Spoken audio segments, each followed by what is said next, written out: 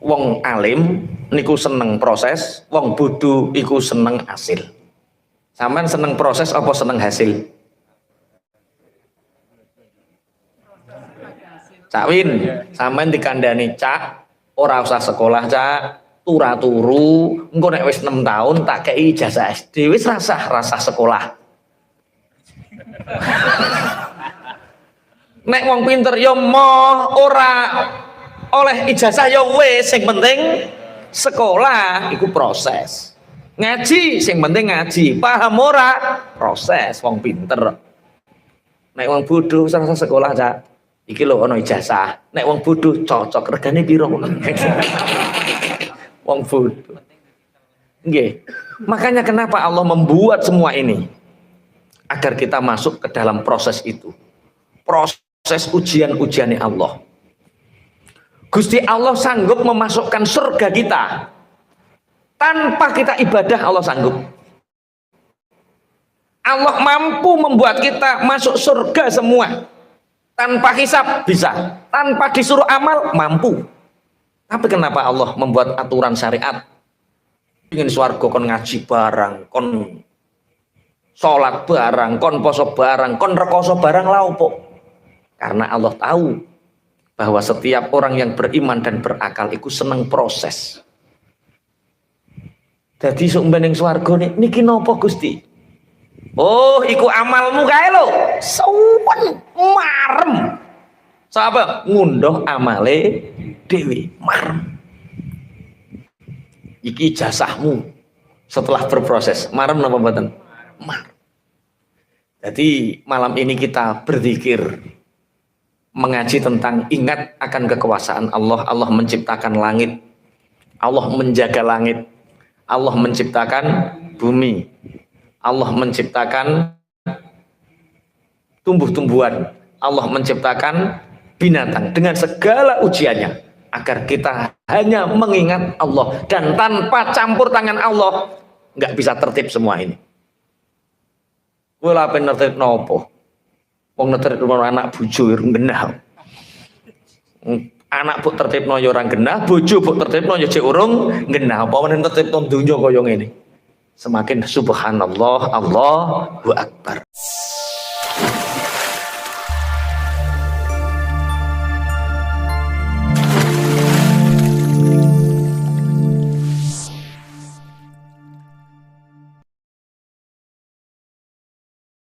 Sebelum Rasulullah Muhammad sallallahu alaihi wasallam diutus oleh Allah, itu golongan jin, golongan iblis itu mendengar kabar-kabar dari langit. Apa yang difirmankan Allah terhadap para malaikat itu didengar oleh jin, oleh setan, kemudian diberitahukan kepada kahin-kahin, jurubade, paranormal. Satu kabar dari langit diberikan kabar menjadi 9 sampai 90. Jadi akeh tambahane tinimbang kabar dari langit. Makanya sampai hari ini dukun itu omongan sing bener siji luwih dintel tinimbang sing bodoni 10. Maksudnya berita yang diberikan kabar dukun itu 10 sing bener siji luwih mbok percaya tinimbang 9 sing bodoni. Makanya lari kepada dukun itu menghapus pahala. Jadi sampean percaya ramalan itu menghapus pahala. Lah aneh, iman kita itu kadang-kadang digerogoti. Penjaga Ka'bah bermimpi dengan Rasulullah untuk berzikir ya Hayyu ya Qayyum dan mewasiatkan untuk menyebarkan kabar ini. Siapa yang tidak menyebarkan minimal 17 kali maka hidupnya akan sengsara, ibunya akan mati, anaknya akan celaka. Nah, terus kue wedi, terus langsung bawa sebar 17 kali lah. Kue itu amal ibadahmu dihapus gara-gara apa? Setiap habis sholat kita sudah Allahumma antas salam, memingkas salam, wa ilaika ya'udus salam. Ya Allah, bagimu keselamatan, darimu keselamatan, dan hanya kepadamu lah keselamatan. Langsung kok cek diterorkan WA, disebar 17 kali berantai kok cek bagekno no. Mosok Kanjeng Nabi kok pelawar wasiat kok nyilakakno umate. Yang guyu-guyu tahu nyebarno gitu kayak, nggih. Dalam tahu nyebarno. WA nopo SMS lho. Lho awakmu yo tahu nyebarno SMS. Sebelum SMS itu fotokopi. Yo sing tahu juga tahu fotokopi kan. Nah seperti itu. Lah setan sebelum Rasulullah Muhammad Shallallahu Alaihi Wasallam diutus oleh Allah itu mendengar kabar langit, misal yang dibenarkan 1, yang 9 dibohongkan, yang 90 dibuat kabar bohong, sehingga sampai hari ini dukun omongane 10 sing bener siji itu masih dipercaya 1 daripada kabar bohongnya. Maka Islam sangat melarang orang-orang yang datang kepada dukun. Bismillahirrahmanirrahim. Setelah Rasulullah Shallallahu Alaihi Wasallam diutus oleh Allah jadi nabi, jadi rasul, maka setan tidak pernah sekalipun bisa untuk mendengar kabar dari langit. Berarti wis aman. Setan tidak pernah sekalipun bisa berhasil mendengar kabar dari langit. Wa hafidnaha min kulli syaithanir rajim. Aku jaga langit dari setiap setan yang dilempari, kecuali setan-setan yang mendengar fa'atba'ahu syihabum mubin. Maka baginya setan yang mau mendengar kabar di langit sudah dilempari oleh Allah dengan api yang sangat nyata. Iki wong sing maca terjemah kalau nggak baca riwayat berarti lintang kemukus, berarti lintang ngaleh. Lintang ngaleh itu bintang jatuh. Sampai ono wong kabar-kabar lu ono bintang jatuh, oke, setan ngantemi malaikat. Kuali apa? Malaikat ngantemi setan. Ada yang seperti itu. Ada yang penggemar kucuh hutahe, ada bintang jatuh langsung apa? Itu tambah parah. Iya kok iman kok diulak wali.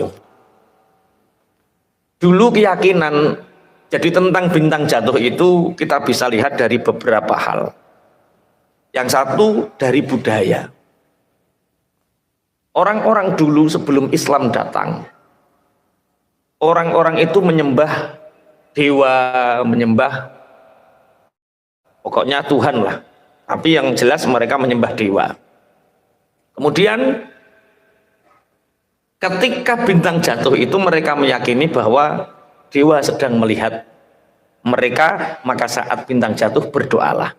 Ini bukan teologi, itu hanya budaya. Makanya kita tidak boleh percaya. Lah bagaimana kalau berdoa ketika ada bintang jatuh, berdoa saat kapanpun yang tidak ada larangan. Kita meminta kepada Allah saat kapanpun itu tidak ada larangan. Cuma kalau kamu meyakini itu benar, itu yang berbahaya, karena itu berhubungan dengan keyakinanmu. Nah sebenarnya kita bisa meyakini bahwa setan itu kalau ingin mendengar kabar dari langit itu dilempari oleh Allah dengan api yang nyata. Apakah bintang jatuh itu? Yo bodoh raroy. Tapi yo pokoknya kalau setan mau mendengar kabar dari langit, ya Allah melemparinya dengan api yang nyata. Soalnya banyak sekali tafsir-tafsir sains atau sesuatu hal yang dikaitkan, karena ilmu Al-Quran itu harus dikaitkan dengan apapun untuk mendukung kebenaran Al-Quran itu. Seperti ini, ayat ini kan menerangkan kalau setan mau mendengar kabar dari langit, maka kemudian Allah melemparinya dengan api. Tapi umpama mbok yakini yo lintang kemukus kuwi, Kok yakini yo bintang jatuh itu? Yo enggak juga. Artinya iso juga, yo iso juga ora. Bisa jadi ya karena apa?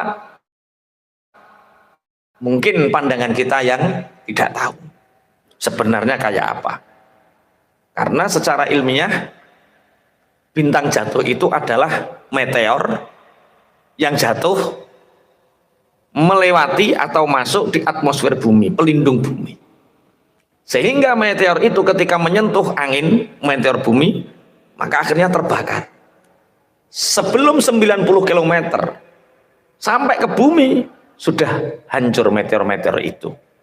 Nah, meteor yang menyentuh atmosfer bumi ini wong darani kuwi lintang aleh utawa lintang bintang jatuh. Ini tujuannya apa sih? Ya untuk memperlihatkan ayat-ayat Allah. Betapa Allah itu melindungi bumi ini dengan atmosfer. Melindungi bumi ini sehingga benda-benda langit yang seandainya jatuh sebelum jatuh ke bumi sudah hancur. Berarti kalau seperti itu seandainya kiamat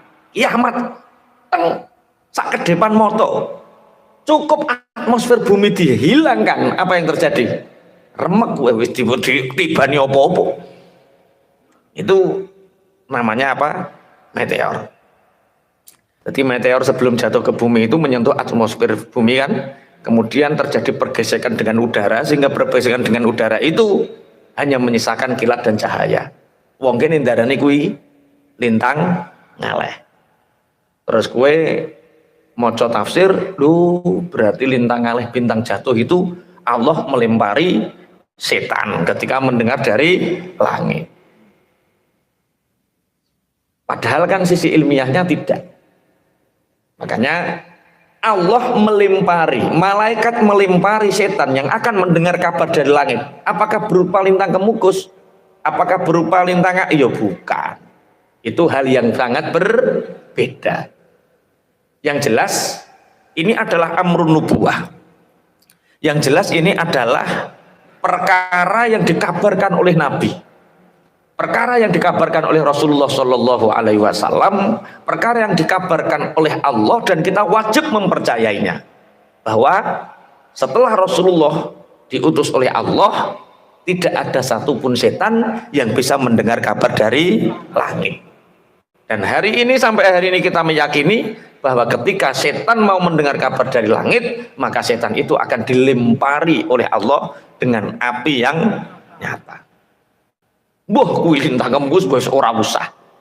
Ketika ditanya bintang jatuh itu apa? Ya bintang jatuh itu meteor yang jatuh, yang melewati atmosfer bumi, terjadi pergesekan udara, sebelum sampai ke bumi sudah hancur, akhirnya hanya menyisakan kilat dan cahaya. Bisa dipahami ya? Kok anakmu ceritanya yang lintang ngaleh lho, ke setan dihantemi le kae le. Nanti ketika anakmu janggal ketika ngaji fisika, ngaji bab tentang atmosfer, bingung. Bapak itu jadi setan kae, padahal ini adalah meteor yang jatuh dan lain sebagainya. Tidak.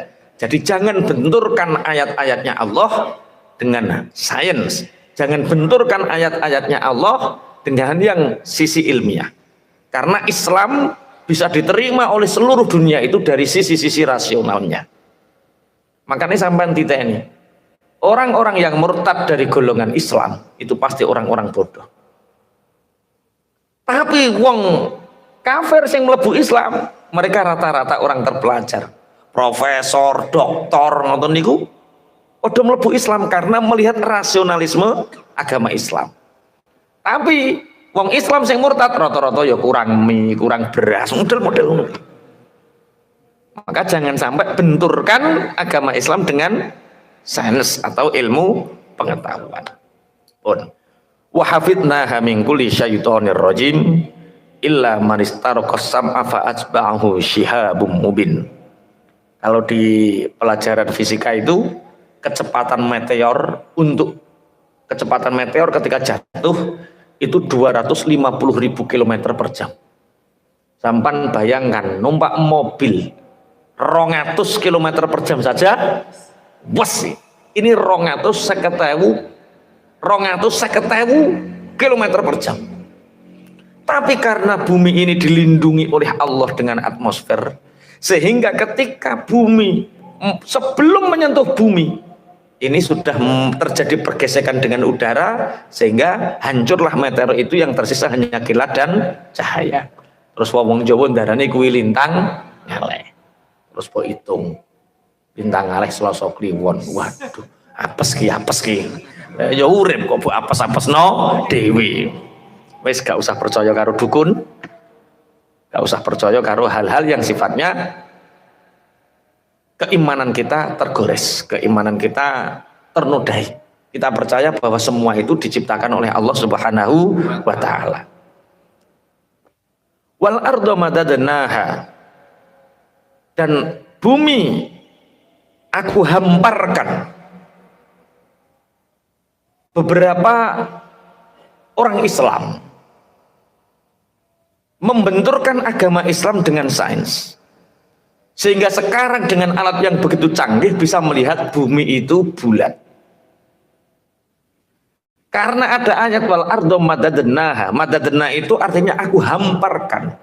Ada yang mengatakan bisa ditempati. Ada yang mengatakan seakan-akan datar. Kalau dalam ayat yang makanya ini harus, kalau sampean meyakini bumi itu bulat atau datar. Tenan, bumi itu bulat atau datar. Ayat wal ardo madadnaha. Dan bumi aku hamparkan. Barang yang terhampar kuwi bulat apa datar? Makanya ayat ini harus dimuqabalah, harus dijelaskan dengan ayat-ayat yang lain. Seperti contoh neng surat Hal Ataka Haditsul Ghasyiyah itu biasa sing hafal. Wa ilal ardi kaifa sutihat. Dan lihatlah ilal ardi, kepada bumi, kaifa sutihat, bagaimana bumi itu bisa dihamparkan. Kalau kita ngaji balaghah, pertanyaan lihatlah bagaimana bumi itu bisa dihamparkan, ini ada istifham, ada pertanyaan, yang pertanyaan itu sifatnya takjub. Misal barang bunder, aslinya bunder, kowe apa gak gawok? Apakah kamu gak heran? Barang bunder kok iso kaya datar. Wa ilal ardi kaifa sutihat. Istifham takjub itu pertanyaan yang mengherankan itu membalik. Apakah kamu tidak melihat bagaimana bumi itu dihamparkan? Ini makanya terus ulama-ulama ribuan tahun yang lalu sudah sependapat. Kalau pertanyaan istifham, padahal urung ono alat tuh ya, urung ono alat nyentrong nek bumi itu bulat. Mereka sudah meyakini bumi itu bulat karena apa? Ada istifham yang sifatnya takjub. Nah yo, wong bunder, apa kowe gak gawok? Kok kaya iso datar? Di sini wal ardo madadnaha. Tahun 2021 itu masih ada orang-orang di California yang meneliti dan meyakini bumi itu datar. Alasannya ya ayat iki wal ardo madadna. Saya buktikan lagi beberapa ayat yang membuktikan bumi itu bulat. Inna fi khalqis samawati wal ardi wa ikhtilafil laili wan nahari. Kalau di dalam ayat yang lain yang paling gampang, khalaqas samawati wal arda bil haq, Allah menciptakan langit dan bumi. Yukawwirul laila wan nahar wa yukawwilun nahara 'alal lail. Takwir itu berputar. Allah menciptakan langit dan bumi, Allah memutarnya sehingga yukawwirul laila 'alan nahar, sehingga malam itu memutari siang, siang memutari malam. Jadi seandainya bumi itu datar, tidak akan ada siang, tidak akan ada malam. Wong barang datar ngene, srengenge ngene wae. Padahal Kullu yajri li ajalin musamma. Bumi, matahari, bintang-bintang itu berputar sesuai porosnya. Sampai waktu yang tidak ditentukan oleh Allah. Sampai waktu yang sudah ditentukan oleh Allah. Berarti kalau bumi berputar, matahari berputar, rembulan berputar pada porosnya masing-masing, berarti perputaran bumi mengitari matahari ini, itulah bukti nek bumi iku bulat. Yukawwirul laila 'alan nahar wa yukawwirun nahara 'alal lail. Wes, datar apa bulat? Tapi datar dan bulatnya bumi niku nek cara Abah Hasin, cara nek Abah Hasin nek ndawuhke bulat dan datarnya bumi itu tidak mempengaruhi keimanan kita terhadap penciptaan bumi itu. Jadi kowe menyakini datar monggo, kowe menyakini bulat monggo. Keyakinanmu terhadap bumi bulat dan datar itu tidak mengganggu keyakinanmu bahwa yang menciptakan bumi itu siapa? Allah. Kowe orang-orang dalani yang mengatakan bumi itu datar terus mbok darani kafir, kowe nggak boleh. Jadi meyakini bulat dan datar itu hanya sebatas khazanah sains, ilmu pengetahuan, tidak mempengaruhi terhadap keimanan kita bahwa yang menciptakan bumi itu siapa? Allah. Mangke kula jelas nih. Allah menciptakan langit. Setelah menciptakan bintang-bintang. Yang dari bintang-bintang ini Allah menjaganya dari setan-setan yang ingin mendengar kabar berita langit. Wal ardo madadnaha. Dan bumi aku ciptakan madadnaha, aku hamparkan. Wa alqaina fiha rawasiya. Dan aku tancapkan di bumi itu gunung-gunung. Gunung, ngerti gunung ya? Ana gunung cilik jenenge bukit, ana gunung gede jenenge ya gunung. Ana bukit, ana gunung. Apa hikmah dibalik bukit? Apa hikmah dibalik penciptaan gunung? Wa alqaina fiha. Kanggo ngencepno bumi biar bumi itu tidak bergetar. Jadi bumi itu butuh keseimbangan. Dengan tatanan yang tepat, dengan hitungan yang tepat, dengan kecepatan bumi berputar. Sampai tahu roh mobil yang ginyer, saking cepet yang ginyer, kaya-kaya orang ginyer. Apa nih saya kira yang lato-lato, cetak-cetak, ya ginyer tuh wis. Iya, karena keseimbangan akhirnya kaya-kaya orang. Bumi, di dalam bumi Allah menciptakan gunung untuk apa? Untuk menjaga pergerakan bumi tidak bergerak dengan goncangan loh, goncangan. Jadi umpama bumi meluntus gak ono gunung ngono yo. Lah nanti setelah ayat ini, Masya Allah. Jadi hari ini kita ngaji tentang keajaiban-keajaiban, tentang takjub penciptaan Allah terhadap alam ini. Biar kita sadar terhadap alam. Menciptakan langit, menciptakan bumi, neng bumi ono gunung, sing gunung iku karo Gusti Allah diencepke. Satu, kalau di dalam ayat yang lain langsung sealasane. Kalau di sini kan wa alqaina fiha rawasiya. Di alat yang lain wa alqa fil ardi rawasiya antamida bikum. Wa alqa fil ardi rawasiya antamida bikum dalam ayat yang lain. Dan aku tancapkan gunung di bumi antamida bikum agar menjaga keseimbangan bumi itu untuk kalian. Artinya biar tidak terjadi goncangan. Terus antamida bikum juga berarti untuk menjaga ekosistem alam. Jadi ketika gunung ini habis, makanya ada di dalam kitab Nasoihul Ibad itu yang paling menangan itu apa? Besi kalah dengan api, api kalah dengan air, air kalah dengan udara. Apa ini? Besi kalah dengan api, api kalah dengan air, air kalah dengan udara, udara kalah dengan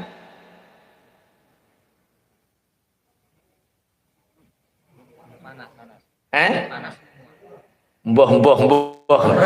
Pokoknya terus gunung kalah karo menungso.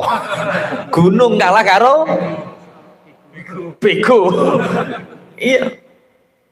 Yang paling kuat itu gunung. Tapi gunung kalah karo bego.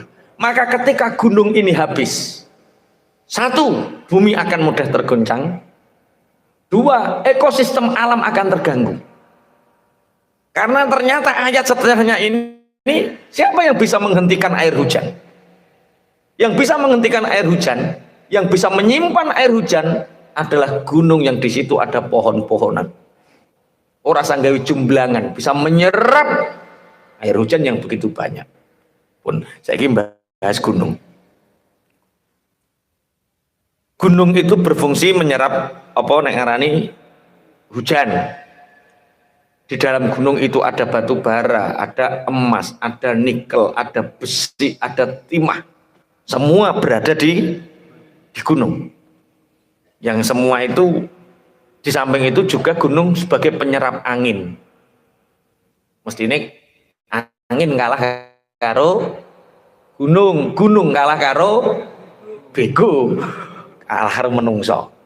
Tak baleni, api kalah dengan kualik besi kalah dengan api kalah dengan air kalah dengan udara kalah dengan gunung kalah dengan manusia.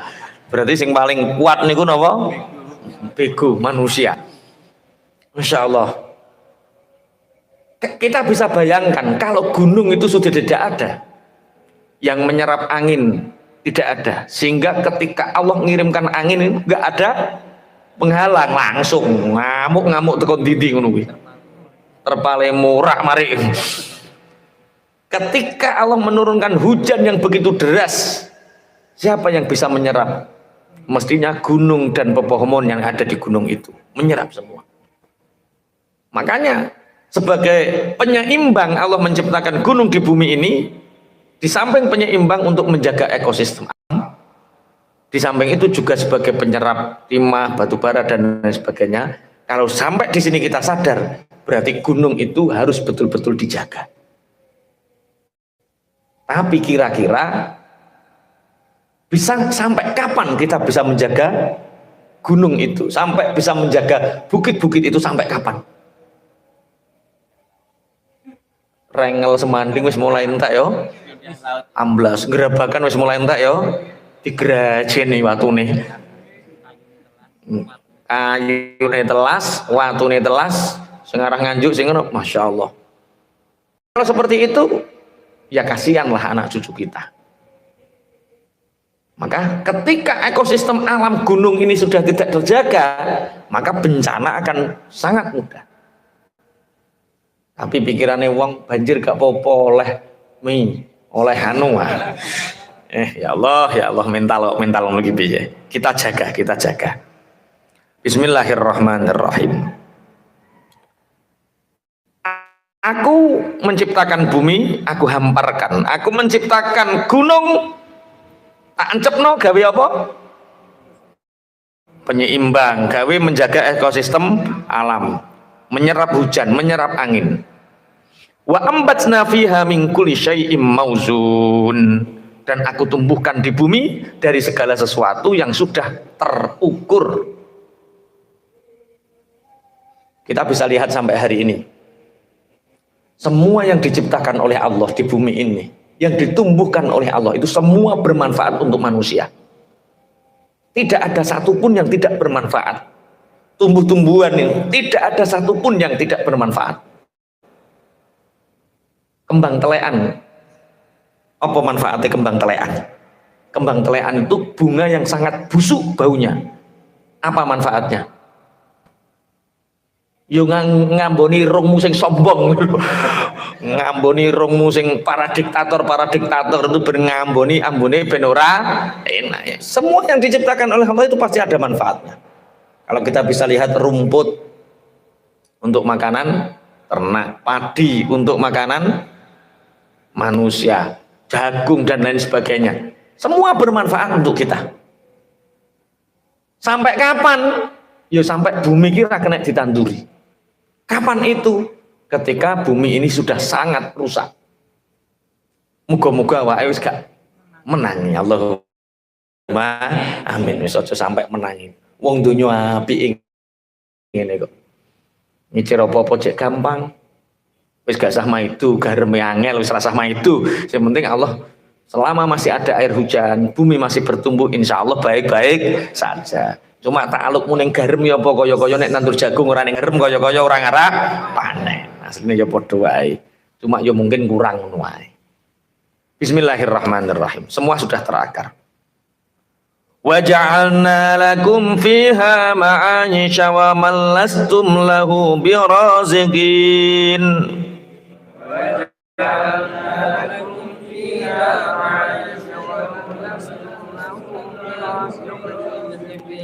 Wa ja'alna lan dadekaken sapa ingsun Allah lakum manfaat maring sira kabeh. Fiha ing dalem ardu tak dadekno ma'aisha ing pira-pira pangupa jiwa enten sing maknani binatang-binatang.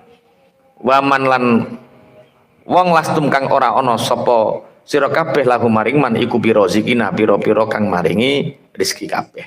Dan aku menjadikan di bumi binatang-binatang dan tidak ada satupun dari kalian yang memberi mereka rezeki.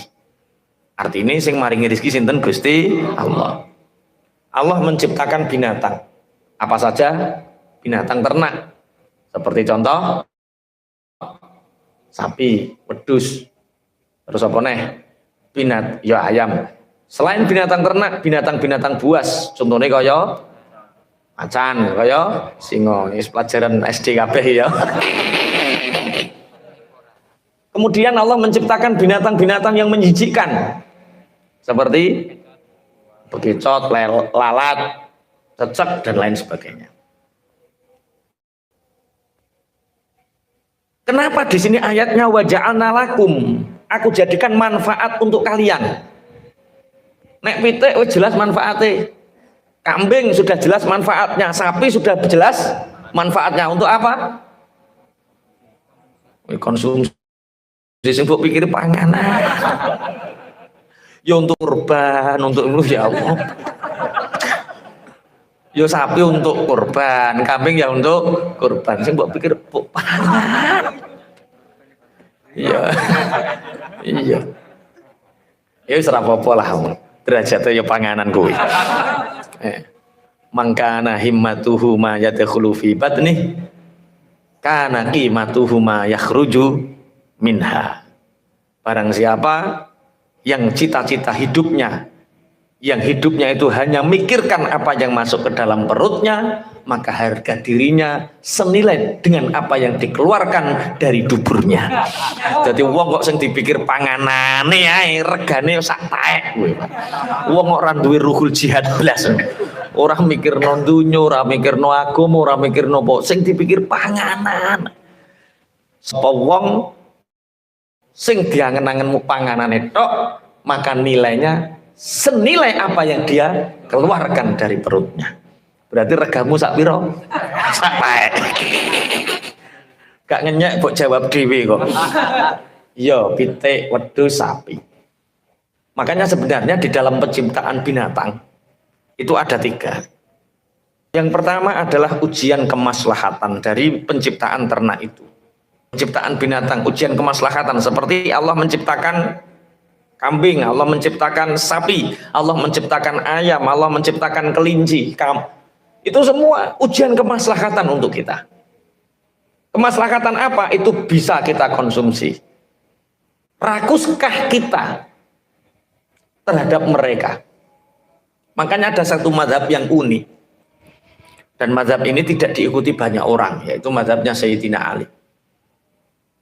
Dalam beberapa makalah Sayyidina Ali itu mengharamkan mengkonsumsi bersamaan antara hewan darat dengan hewan laut. Jadi gue mangan bareng urang karo wedhus. Ini menurut Sayyidina Ali haram.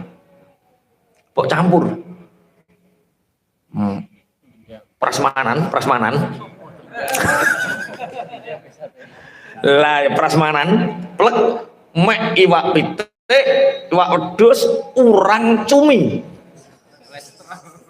Kok kolesterol iku ora bahas kolesterol.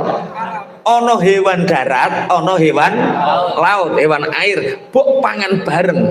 Menurut Sayyidina Ali itu haram. Kenapa? Yo lakoni jajal ketika musim seperti ini. Ketika kamu tidak betul-betul fix, lakoni jajal. Ambruk. Untuk apa? Ben gak rakus. Oh, bocah wong Jawa ki rakus ya kaprah ya Allah, ya Allah.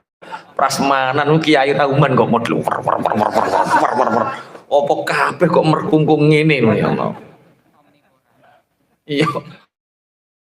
Omnivora. Pemakan segalanya. Sampai godhong salam ben ketut mek uwak. Ape mbok gawe opo? Godhong salam sakmene pelek no dikirane daging. Oh ya Allah. Tapi uniknya sampai hari ini Allah masih menciptakan ayam hidup sampai hari ini. Padahal bendino dibelah. Omone Kang Zen bendino belah piro? 400, 400, krek 400. Tapi buktinya enggak habis-habis. Kambing kita bisa bayangkan. Orang Islam sekarang tambah religi. Korbannya tambah akeh. Jamaah kita itu dulu berapa? Korban berkah 23, tambah 50, tambah 100. Lagi tahun depan kelihatannya 250 sampai 300 loh. Kambing tiap tahun. Durung sing mbok sate bendino kuwi. Enggak habis. Ini sudah didesain oleh Allah. Yang pertama ujian kemaslahatan. Jangan rakus walaupun itu diperbolehkan. Yang kedua adalah ujian kemadorotan. Ada binatang-binatang yang Allah ciptakan membawa madorot. Contohnya seperti sing nggawa madorot. Kowe kedemek nu kena penyakit. Jengklong. Harimau. Harimau itu madorot atau manfaat? Kita membaca berita lebih banyak mana orang mati dimakan harimau sama orang yang digigit nyamuk. Berarti lebih berbahaya mana? Nyamuk. Tapi kowe kok gak wedi? Kowe lebih wedi harimau. Ya otak berpikir manusia ya seperti itu. Di rumah sakit itu sampean bisa tanya. Lebih banyak mana orang mati gara-gara digigit harimau sama digigit nyamuk? Ternyata jawabannya lebih banyak digigit nyamuk. Tapi ngono kuwi cetas. Kenapa Allah menciptakan nyamuk? Untuk ujian kemadharatan. Gara-gara ono nyamuk, akhirnya obat nyamuk bisa memperjakan berapa puluh ribu di Indonesia. Ono hit, ono apa nih? Autan, terus Sovel, ono cek obat nyamuk, cek walah banyak itu gara-gara ono nih nyamuk.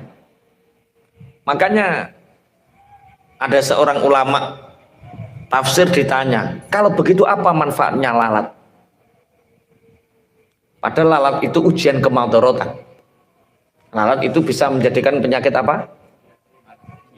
Diare. Ulama ini menjawab untuk menghinakan dan bisa menempel di wajah para diktator, orang-orang zalim. Jadi sak hebat-hebate wong diencloki laler ben nginoto. Bahkan Namrud pun meninggalnya Raja Namrud lewat jengklong. Ngono pun jengklong sing ora sempurna. Lamuk nyamuk sing suwiwine karek sitok mlebu irunge mati. Hati-hati nek ning jengklonge pikir irung. Namrud matine gara-gara kuwi. Lah ya wong gagahe ngono, hebate ngono, iso ngobong Nabi Ibrahim, matine trimo dileboni nyamuk. Ujian kemaslahatan, yang kedua ujian kemadharatan. Agar apa? Dari kemadharatan ini kita berbenah, akhirnya bermanfaat juga untuk manusia. Pabrik obat nyamuk sakmono kae. Obat diare sakmono kae. Tikus garai penyakit tipes gara-gara tikus, masya Allah rumah sakit kebek. Iku perawat itu dingoni tikus, dingoni laler, dingoni jengklong. Iya toh. Utangnya perawat dibelikan dari gaji. Yo gara-gara penyakit itu. Itu namanya ujian kemadorotan. Tapi yo sing wis dadi perawat yo rasa cilik ati yo ora apa-apa yo halal. Itu artinya hikmah di balik penciptaan semua. Allah menciptakan binatang, ada ujian kemaslahatan, ada ujian kemadorotan. Yang ketiga untuk menunjukkan karakter seseorang. Kita melihat binatang itu ingat karakter seseorang. Wong tangi turu tidur terus bangun sulit kuwebluk kaya kok mentok kebo kok mentok ora jadi piye nek jelasno ya. Bani Israel itu diistilahkan oleh Allah kunu kirodatan khosiin, jadilah kalian kera. Karena apa? Karena kelakuan Bani Israel saat itu seperti kera, karakter seseorang. Jadi binatang-binatang itu sebagai bentuk karakter. Melihat binatang itu seperti karakter. Ono wong kelakuane kaya kethek, mincla-mincle molah maleh, pencolot kaya kethek. Ada kaya kebo, isuk turu, duha turu, awan turu, bengi turu, kelemar kaya kebo. Ana sing kaya kalong apa kuwi? Bengi meleh awan turu kaya apa? Apal deh. Bagul martabak. Iya toh, bengi meleh awan turu, bagul martabak. Ora bakul martabak iki lho ora sing ngono lho ya. Nggih, mirip-mirip. Karakter-karakter binatang itu menjadi ujian karakter bagi manusia. Kowe aja kaya kuwi, kowe aja kaya kuwi. Makanya kula iling. Bahkan bisnis seseorang itu seperti karakter orangnya. Ya orang darani, tapi biasanya seperti itu. Wong dodolan wedhus yo nyeruduk. Moh ngalah nyeruduk kayak wong bakulan apa wedhus senengane apa nyeruduk mirip wong bakul pitik potong yuk glindah ora, tapi sebenarnya tidak seperti itu. Ayat ini hanya menunjukkan bahwa sebagai bentuk di dalam binatang itu ada karakter seseorang, mirip-mirip menungso. Wong nek glindah kaya pitik potong. Wong kok neladungan kaya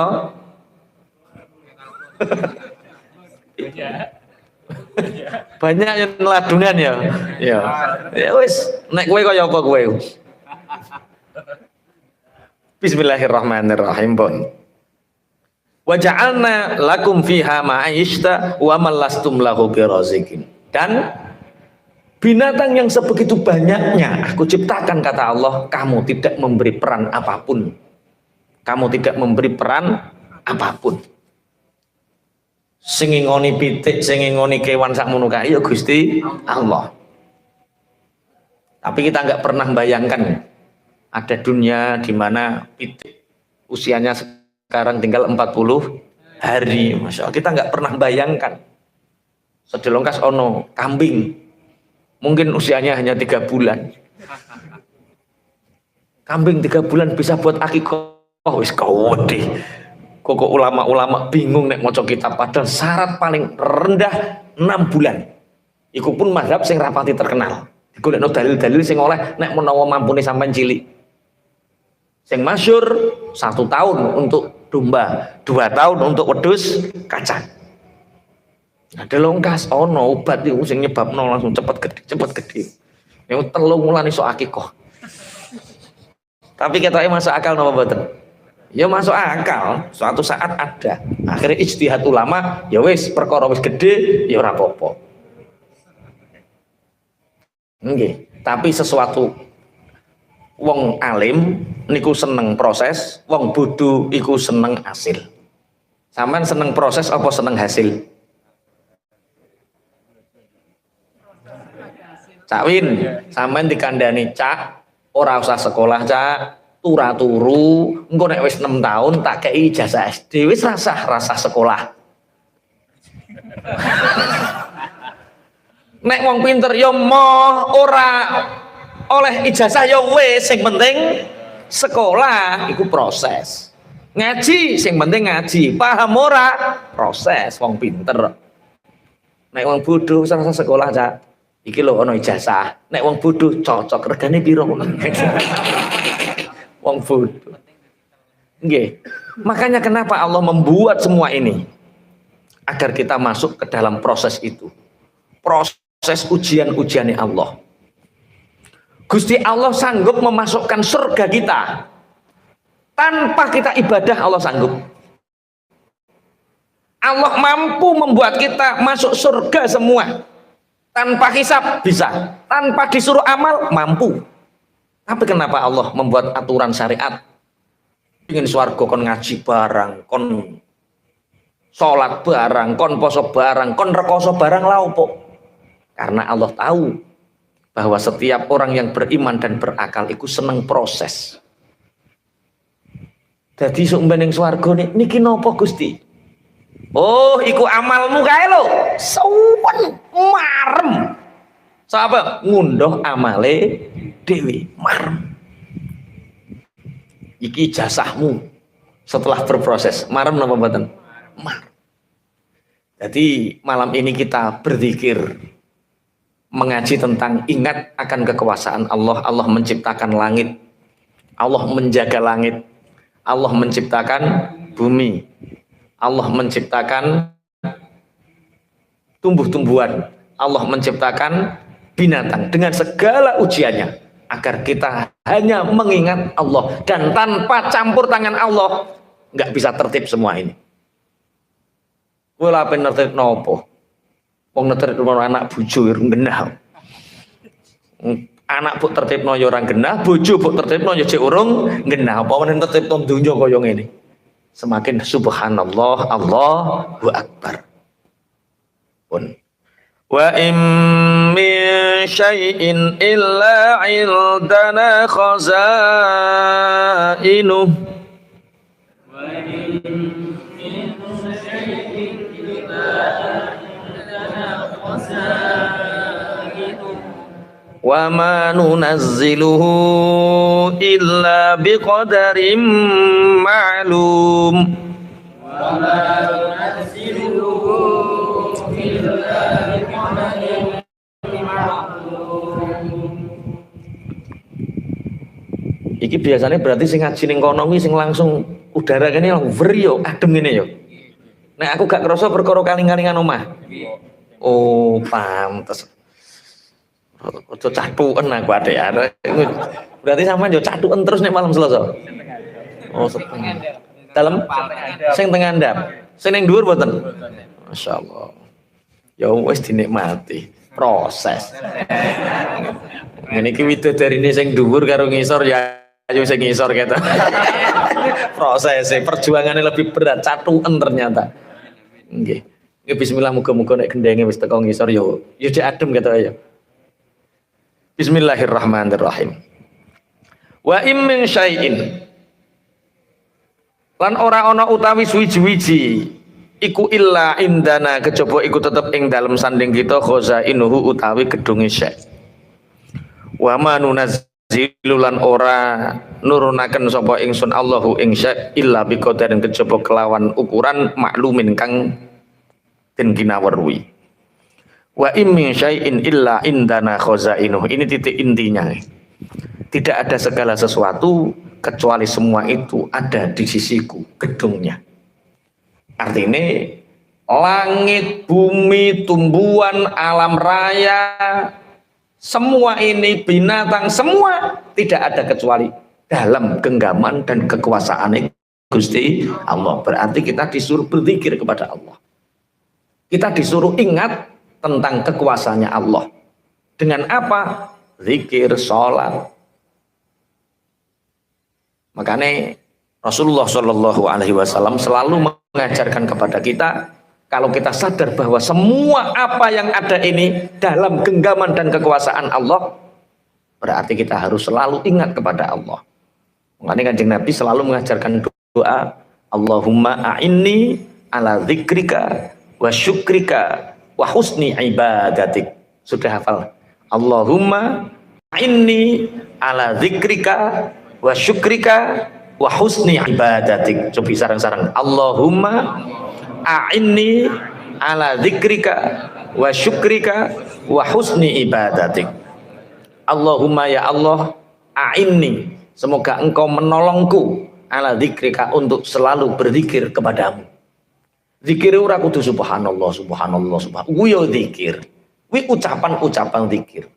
Tapi kita meyakini Allah menciptakan langit, dijaga dari semua gangguan setan. Allah menciptakan tumbuh-tumbuhan. Kita melihat kambing, ingat Allah. Kita melihat tumbuh-tumbuhan, ingat Allah. Kita melihat cakrawala, ingat Allah. Kita melihat apapun di situ ada Allah. Wa im min syai'in illa indana khazain. Itu namanya zikir. Padahal kenapa orang harus mengingat Allah? Tidak mengingat yang lain. Kenapa harus Allah yang diingat? Karena semua pasti akan meninggalkan kita. Pasti. Siapa yang tidak pernah ditinggalkan oleh yang selain Allah? Bojone sampean niku bakal ninggalno sampean. Istri kita mau sama kita itu karena kita hari ini masih hidup. Duwe penghasilan bareng. Coba sampean nang mati. Gelem bojone sampean baturi sampean. Turu bareng. Sing terkenal setia bojomu iku sampai dorong-dorong es. Iku cinta sejatimu. Kowe mati, bojomu gelem baturi? Mboten. Mlete ini baturi. Cari siapa yang paling setia di dunia ini, gelem baturi? Enggak. Kita pada akhirnya akan terbuang. Kita pada akhirnya akan dibuang. Siapa yang paling punya harta di sini? Mati, hartanya dibuang. Orangnya dibuang, hartanya diwariskan. Anak yang selama ini kita puja, anak yang selama ini kita banggakan, menghargai kita, menghormati kita, ya karena kita masih hidup. Kita mati, ya sudah, dibuang awake. Tambah disunahno kok nyepetno bareng gua ayo. Iya, bahasa halusnya dikuburkan, tapi bahasa yang sebenarnya itu dibuang. Semakin cepat semakin baik. Enggak toh? Tidak ada yang mau menemani kita. Istri nggak ada yang mau menemani kita. Anak, sahabat apalagi. Paling kancamu yang delok ning kuburanmu, lah kok cepet ya. Gak nyongko loh aku. Kok moro-moro mati. Mau menuk. Lah saat itulah Allahumma a'inni ala dzikrika. Ketika kita melihat langit ingat Allah, ketika melihat cakrawala ingat Allah, ketika melihat apapun ingat Allah, saat itulah Allah datang menemani kita. Ana jalisuman zakaroni. Aku akan menemani orang-orang yang ingat kepadaku. Bojo gak ono sing ngonconi. Anak ra ono sing gelem baturi. Siapa yang menemani kita ketika kita meninggal nanti? Allah. Ana jalisuman zakaroni. Aku yang menemani duduk orang-orang yang berzikir kepadaku. Makanya 4 ayat ini kita dididik oleh Allah untuk berzikir. Wa im min syai'in illa indana khazainu. Tidak ada satupun hal di dunia ini kecuali itu dalam genggamanku, dalam kekuasaanku. Lah wong nek wis iling Allah, ala dzikrika wa syukrika. Syukur niku napa? Syukur niku ridho totonane Gusti Allah. Duwe bojo cerewet, ridho. Duwe anak, ridho. Ora duwe anak, ridho. Duwe bojo sholihah, ridho. Jaluan, ridho. Gak jaluan, ridho. Dibodoni konco, ridho. Dilokke konco, ridho. Iku syukur. Wong nek ridho karo totonane Gusti Allah, ridho niku ayem. Jadi wong ridho nggawa ayem. Wong nek ayem kabeh sing berhubungan dhek ayem. Wong kok uripe ayem, ngayemno uripe wong. Siapapun yang berhubungan dengan dia, hidupnya juga ayem, tentrem. Tapi wong nek uripe susah, ketemu yang nyusahno wong. Saya tadi rasan sama uminya, alhamdulillah nih Senin ini mulai subuh sampai setengah 6 yang datang tidak ada orang yang susah, bahagia semua, alhamdulillah. Lagi Senin iki aku ngerasa wong mulane gowone kaya ngantuk ngene iki perkara sing teko wong ayem-ayem tok. Lah nek wong susah anu ki pikiranku ya melok kenceng ya. Sing ngayemno wong iku ya wong ayem, sing nyusahno wong kuwi ya wong susah. Mulane kuwi aja sampai susah.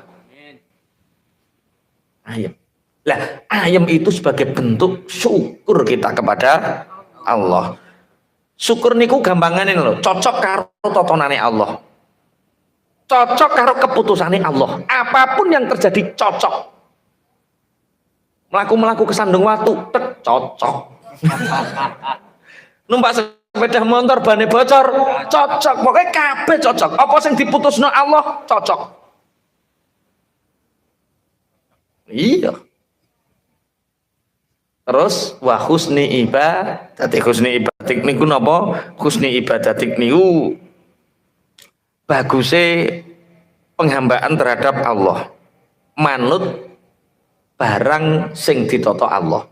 Dik meng wis cocok terus saiki napa? Manut. Ya akeh ibadahe, akeh anune. Mane malam ini kita belajar tentang zikir. Wa ma nunazziluhu illa biqadarim ma'lum. Dan aku tidak menurunkannya kecuali dengan takaran yang sangat jelas. Sama seperti hidup kita. Hidup kita itu sudah ditakar oleh Allah dengan takaran masing-masing. Toib nyawang aku kepenak, jadi aku kue yo ra kuat. Aku dadi sampean tambah nemen ra kuate. Wong kok nyurungi gerobak es ini yo ra kuat. Kenapa? Karena ukurannya persisnya seperti itu. Dia bisa beramal ibadah lewat itu. Saya bisa lewat ibadah lewat ini. Jadi semua ini untuk menjadikan kita berkualitas di mata Allah. Ridhoai, maziyah. Beda wong beda, peksa kongkon podo nggak bisa. Semua orang itu punya maziyah masing-masing. Maziyah itu ngerti? Keistimewaan. Punya keistimewaan masing-masing. Orang nggak bisa maksakan kamu harus seperti saya harus seperti kalian, nggak bisa. Zaid bin Sabit contohnya. Zaid bin Sabit itu usia 13 tahun menghadap Rasulullah bawa pedang. Dia bawa pedang kecil. Kemudian, ya Rasulullah, aku ingin berjihad bersamamu. Rasulullah melihat Zaid bin Sabit awake kuru cilik, krempeng kok pedang cilik, perang disebut wong yo mati. Ditolak sama Rasulullah. Zaid bin Sabit, kamu jangan ikut perang, pulang. Ya alasan Rasulullah masuk akal. Wong ini kok melok perang, padha karo setor nyawa. Zaid bin Sabit menangis karena keimanannya. Di depan ibunya dia menangis merangkul ibunya. Ibu, aku ditolak berjihad sama Rasulullah. Apa kata ibunya? Wahai Zaid bin Sabit, Rasulullah menolak jihadmu bukan karena Rasulullah benci kepadamu. Tapi Rasulullah ingin kamu berbuat yang lain demi agama ini. Tidak harus dengan pedang. Apa ibu? Engkau punya kefasihan di atas rata-rata. Belajarlah berbagai bahasa. Akhirnya Zaid bin Sabit ini belajar berbagai bahasa dengan kefuskahannya.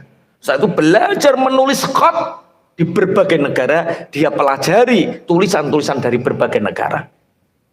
1 tahun berselang setelah kejadian itu, usia Zaid bin Sabit baru 14 tahun menghadap Rasulullah.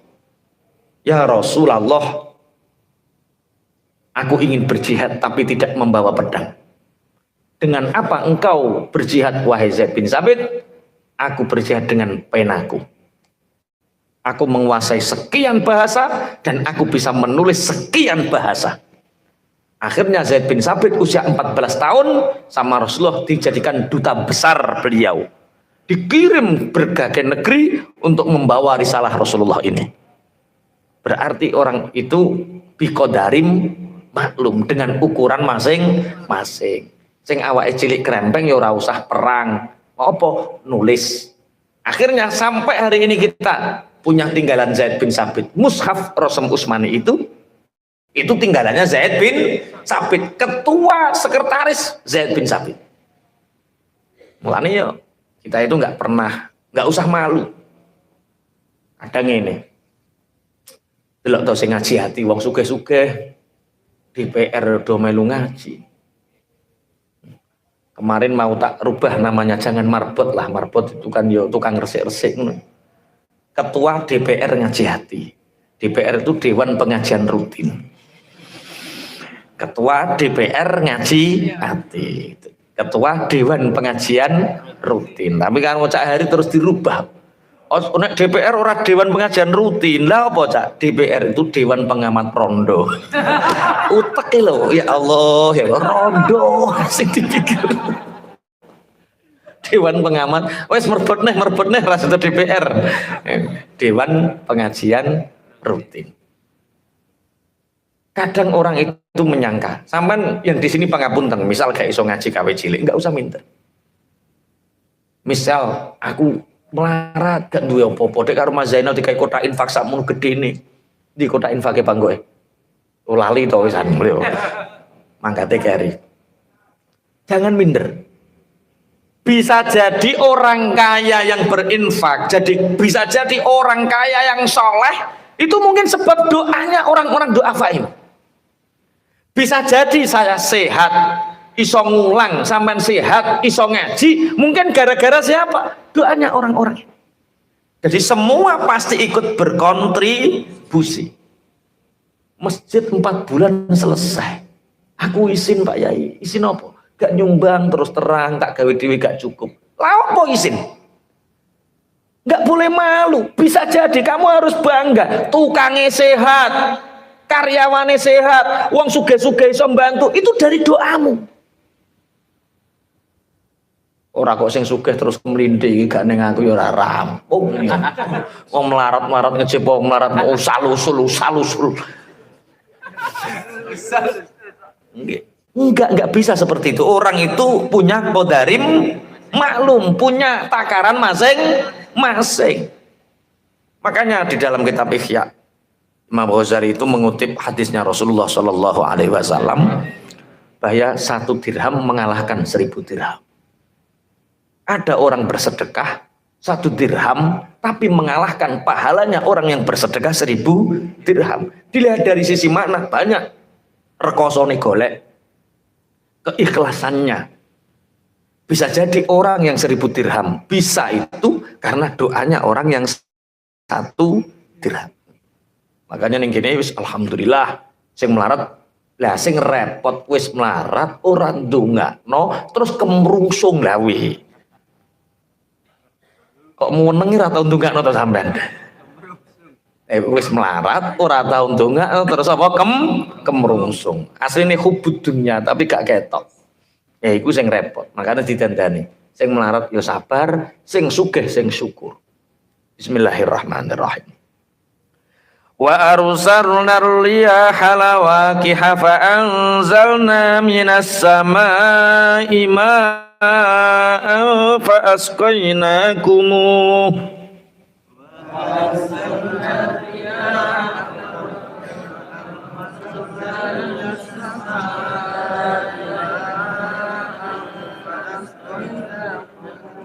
wa ma antum lahu bikhazinin.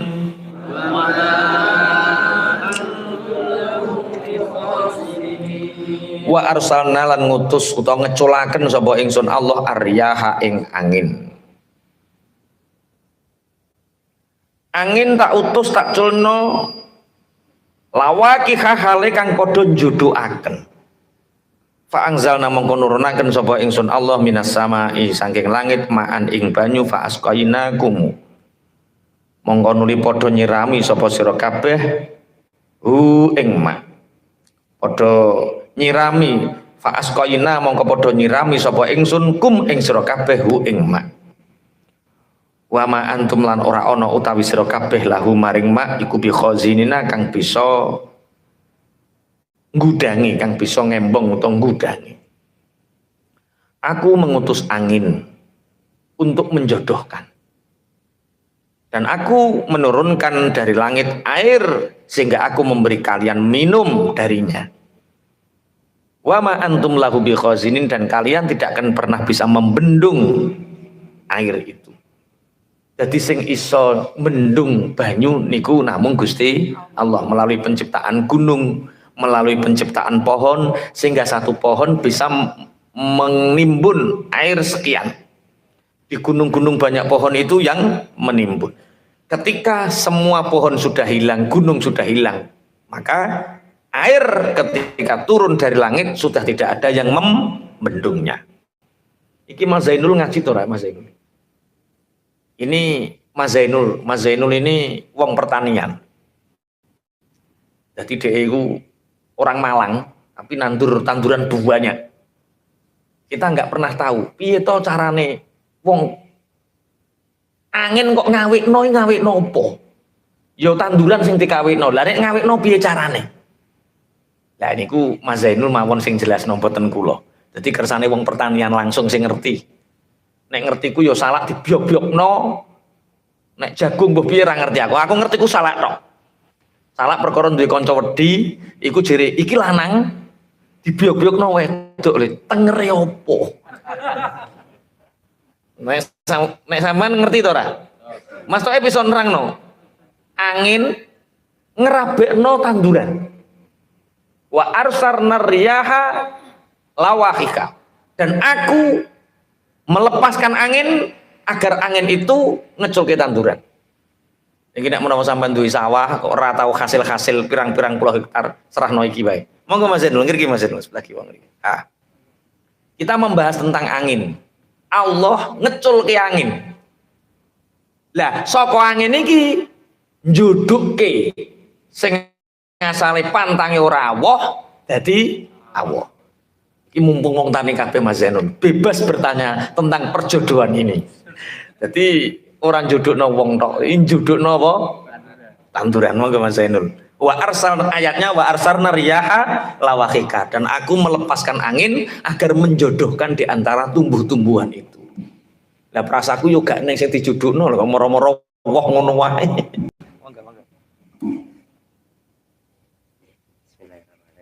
Jadi proses penyerbukan itu kalau istilah pertaniannya itu polinasi. Jadi bunga itu ada serbuk sari dan kepala putih. Jadi kalau serbuk sari itu yang laki-laki, kalau kepala putih itu yang perempuan. Jadi yang perempuan yang jadi bakal buah. Nah, penyerbukan yang dikerjakan, jadi penyerbukan itu yang alami itu ada dua. Jadi dengan hewan dan dengan angin. Jadi kalau hewan itu biasanya kumbang, terusan lebah. Nah, jadi lebah di alam itu fungsinya adalah dia membantu proses penyerbukan. Jadi kalau tanaman itu terlalu banyak disemprot, over pestisida, banyak musuh alaminya yang mati, itu menyebabkan hasilnya tanaman itu berkurang karena proses penyerbukannya terganggu. Jadi selain dibantu oleh angin, jadi penyerbukan itu dibantu oleh kumbang dan lebah.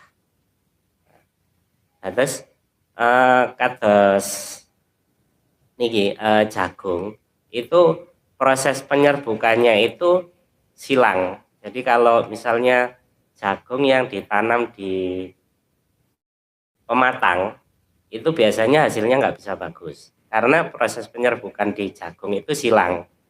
Jadi yang benang sarinya yang tanaman satu itu menyerbuki bakal buah, nama istilahnya katek cemontong nih.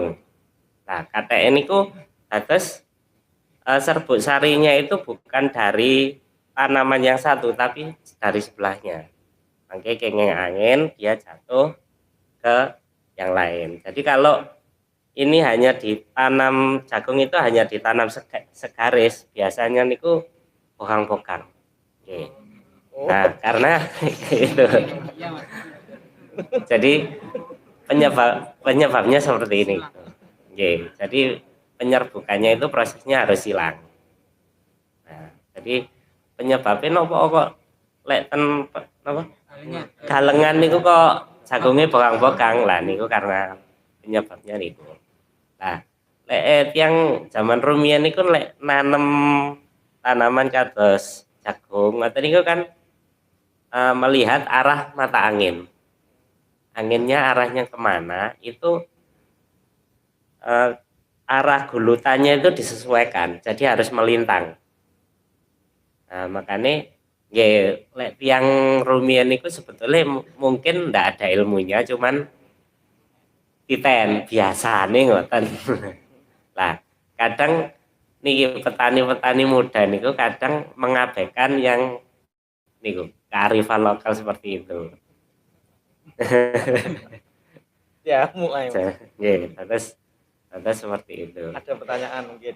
Mungkin ada pertanyaan.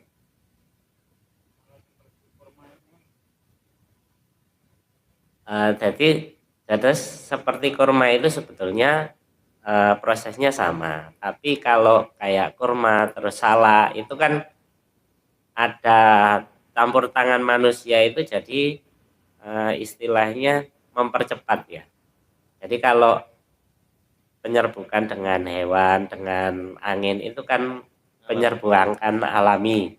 Nah, kalau kurma salak itu kan sudah ada campur tangan manusia. Jadi kalau salak itu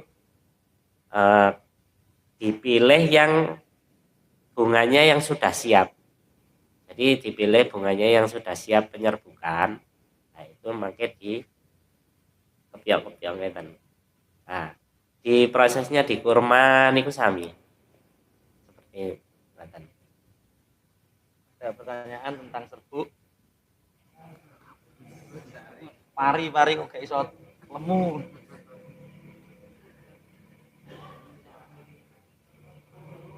Sampun. Nggih, sampun. Kalau yang nerangkan Mas Zainul kan detail paham. Kalau saya nggak paham apa itu. Nggih. Helm? Kalau Cahri yo rondo neh to. Kalau Cahri rondo neh ini bahas serbuk ya, bahas serbuk. Jadi ternyata Al-Qur'an itu sudah membahas ilmu yang sangat modern. Al-Qur'an ini 1400 tahun yang lalu sudah diturunkan membahas proses alami sebuah tentang wa arsalna riyaha lawaqifah, bahwa angin itu termasuk berfungsi untuk menjadikan tanaman itu berbuah.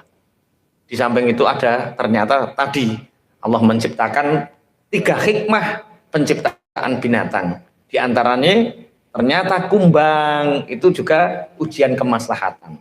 Ternyata pestisida itu nek terlalu akeh tambah opo-opo mati, sehingga hasilnya tetap tidak bisa melimpah. Karena apa? Yo, proses alaminya yang bantu ini kurang. Pun itu bagiannya Mas Zainul. Wa inna lanahnu nuhyi wa numitu wa nahnul warithun. Wa inna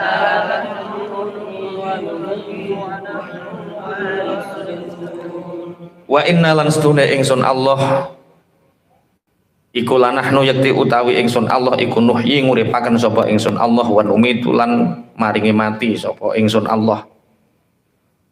Wa nahnu utawi ingsun iku alwarithuna zat kang maris.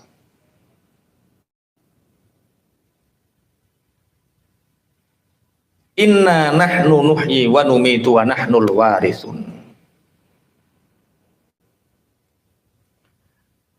Aku Allah yang menghidupkan dan aku Allah yang mematikan, yang memberi kematian. wa nahnul warithun, dan aku yang mewarisi, artinya kalian akan aku miliki setelah kematian kalian. Kita berasal dari Allah dan juga kita akan kembali kepada Allah, sama dengan inna lillahi wa inna ilaihi raji'un. Apalagi zaman akhir ini kematian sangat begitu mudah. Jadi Allah memberi kehidupan kepada kita, Allah memberi kematian kepada kita, setelah itu kita dikembalikan lagi kepada Allah lagi. Lah apa to Gusti Allah adan nguripke awake barang. Lah apa to Gusti Allah adan nguripke barang. Jadi sering kita bahas bahwa kita di sini itu sebenarnya oleh Allah sedang diuji. Jadi ngene.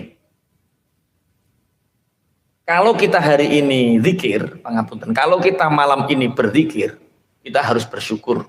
Kita bisa mengingat ayat-ayat Allah, kita bisa mengingat tentang semua proses yang diciptakan oleh Allah.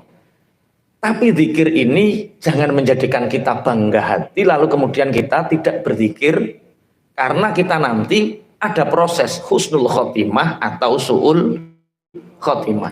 Dan yang dilihat Allah itu akhirnya kita mati itu dalam keadaan seperti apa?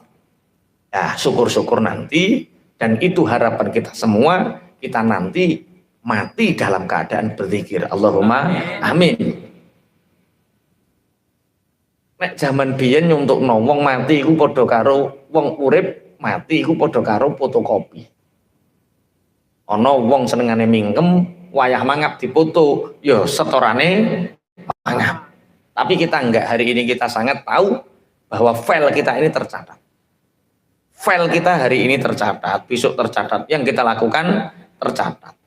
Mulanya ulama-ulama biyen kalau sholat itu pindah-pindah dari sini ke sana, memperbanyak saksi untuk sujud kita, agar bumi yang menyaksikan kita, kebaikan kita lebih banyak tentang daripada saksi keburukan kita.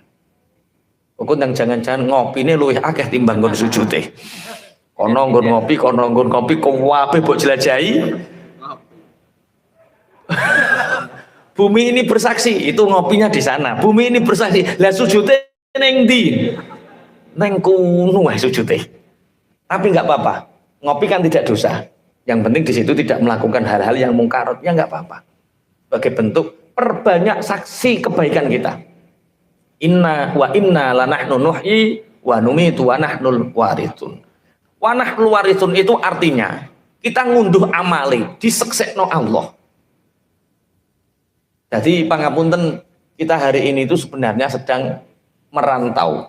Sebentar lagi kita akan pulang. Apalagi kematian itu nggak memandang usia. Ono bocah cilik mati, cah nom yo mati, wong tua yo mati. Hari ini nggak harus tua untuk mati.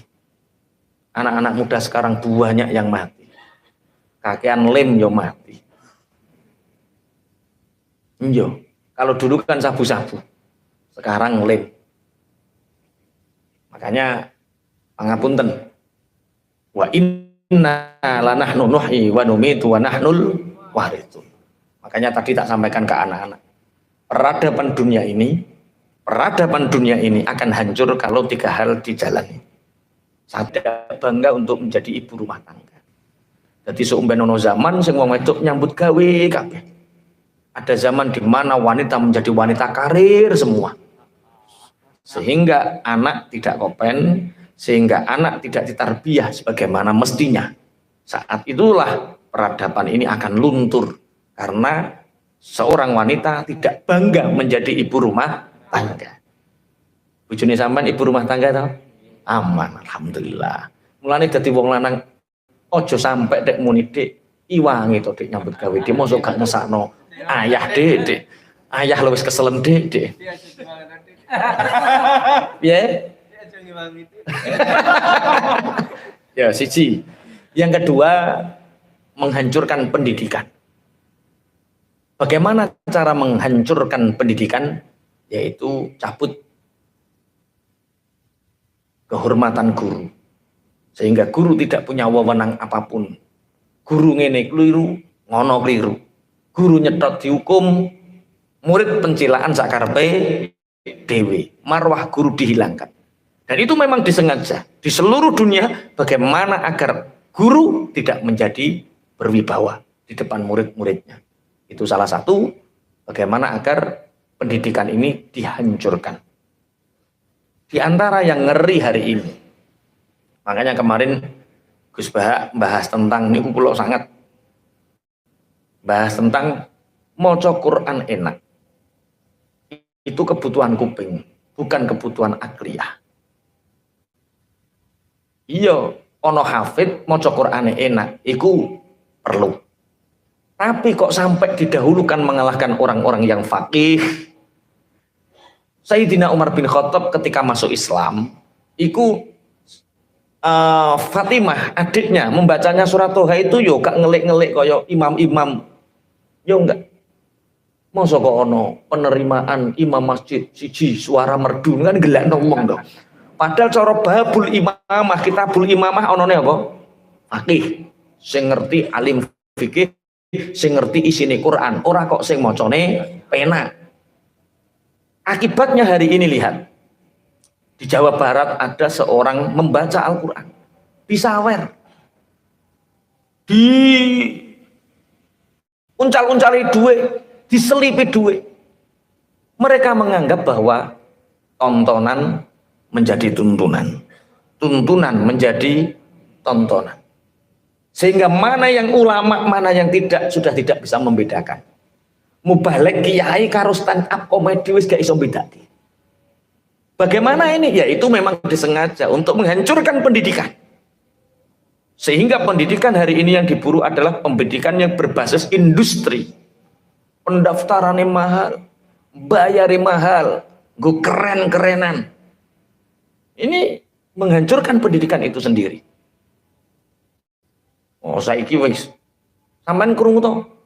Ana wong maca Quran suarane penak saking penake, disepuri duit ya dianggap kayak artis elektron, sudah nggak bisa bedakan. Maka saat itulah peradaban akan hancur. Lah itu termasuk sapa sing mancuran yo sing suara merdu nomor 1 gimana? Suara merdu tidak dipahami oleh akal. Apa yang terjadi? Wah, enak sawer.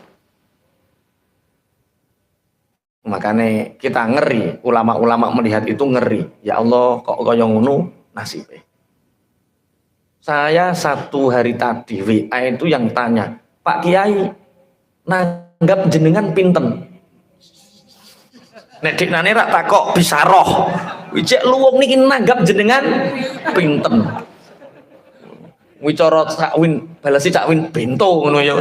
Ora mentolo ya tak emben. Hancurkan keluarga dengan cara wanita tidak bangga menjadi ibu rumah tangga. Hancurkan pendidikan dengan cara tontonan menjadi tuntunan, tuntunan menjadi tontonan. Penyanyi elektron suarane penak disawer, wong hafidhoh maca Quran suarane penak ya disawer. Artis nanggap piro tanda tangan kontrak, kiai nanggap jenengan pinten. Dunyo, dan itu marwah guru hilang. Yang ketiga adalah menjatuhkan tokoh cendekiawan, para ulama, para profesor dijatuhkan dengan cara banyak, mulai multi level marketing, investasi, bodong, umroh, abal, pokoknya jatuhkan namanya. Bahkan politik menjadi sasaran. Makanya ulama harus berpolitik. Bagaimana ulama dihancurkan oleh politik itu sendiri juga sudah tidak terhitung. Makanya ini menjadi pesan kita di terakhir ini bahwa Allah yang memberi kehidupan kepada kita, Allah memberi kematian, dan pada akhirnya kita akan kembali kepada Allah. Dari awal kita membahas tentang zikir, dari awal kita membahas tentang penciptaan alam ini agar kita mengingat Allah. Kita mengingat Allah. Dimanapun kita melihat sesuatu, di situ Allah kita ingat. Dan di akhir kematian kita juga semoga saat kita berzikir. Mati nih, Allahumma amin. Syukur wayah ngaji ndang mati. Masya Allah. Wayah ngaji mati. Wayah sholat mati. Nah, ciri Kanjeng Nabi, kalian dimatikan seperti keadaan kalian hidup. Wong kok uripe seneng terus, matine ya seneng mesem. Wong kok uripe susah, matine nyaprut. Mulane urip kudu sing seneng, matine ben mesem. Wong senengane ibadah, matine ya wayah ibadah. Wong senengane ngaji, matine ya wayah ngaji. Itu sunnatullah. Mulai ndonga muga-muga wayah mati ngaji. Kebreset itu kan ya lu untuk kebreset terus mati. Mati ini kena opo kebreset wayah opo ngaji, masya Allah. Daik. Tapi ojo breset jarak. Engko acting aku apa breset jarak ben mati yo guys. Lah yo. Wong senengane ndelok sindir, matine wayah ndelok sindir. Kalian akan dimatikan seperti kalian saat hidup. Dan kalian akan dibangkitkan seperti saat kalian dimatikan. Sampai mati nih wayah yang sindir dibangkitkan, sopo sing kelakuane kaya sindir yang joget-joget yo persis menunggu. Ketika kita ngaji mati dalam keadaan ngaji, kita dibangkitkan dalam keadaan ngaji. Tangi kok alam kubur nyekeli kitab. Loh, nang ndi koncoku? Nggih sama. Memang kenyataannya seperti itu. Makanya diingat, jangan tuntut istri kita untuk kerja. Jaga peradaban, jaga anak-anak kita. Yang kedua, jaga guru-guru kita.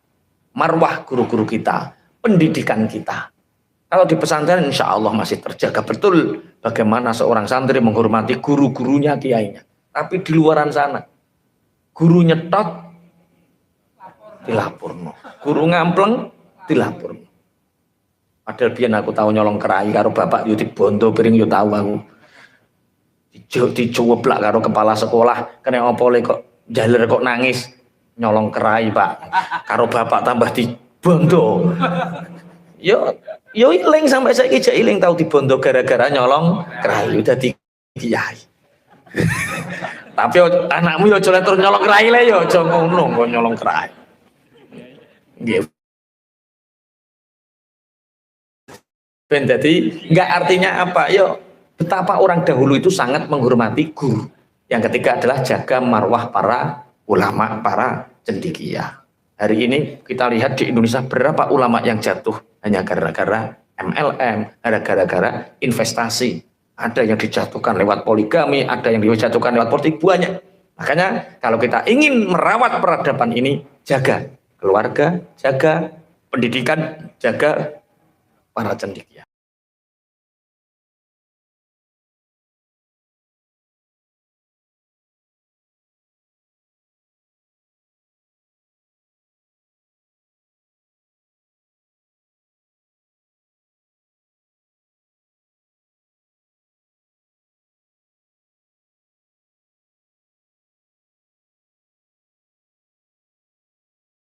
Mudah-mudahan apa yang telah disampaikan tadi bisa menambah keimanan kita dan ketakwaan kita kepada Allah Subhanahu wa taala.